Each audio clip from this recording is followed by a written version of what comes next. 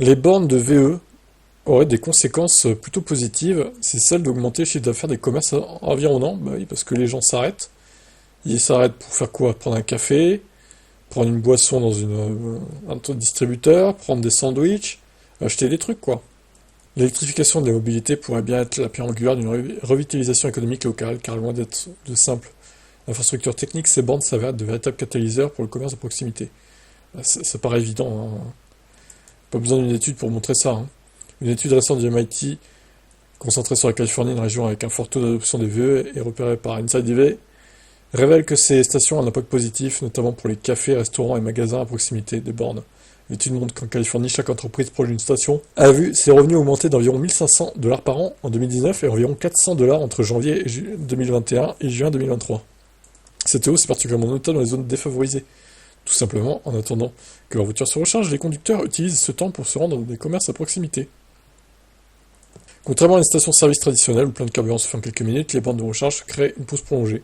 Pendant ce laps de temps, les conducteurs ont tendance à se rendre dans des cafés, restos, etc., quoi. La recherche a également démontré que l'installation de bornes de recharge transforme les économies locales à mesure que le nombre de VE augmente.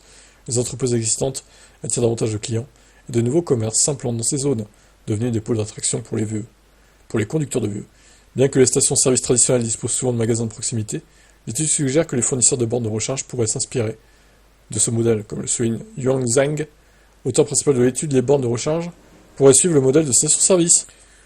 Toujours selon cette étude, hop, tous les types de commerces ne profiteraient pas de cette opportunité. Les cafés, restos et petits magasins sont les plus avantagés, tandis que d'autres types de commerces comme les librairies peuvent ressentir un impact moindre. Néanmoins, cette tendance montre que les bornes de recharge pourraient devenir un facteur clé dans le choix de l'implantation des commerces à l'avenir. N'oublions toutefois pas que ces résultats proviennent de Californie, l'autre terre promise de la VE après la Norvège.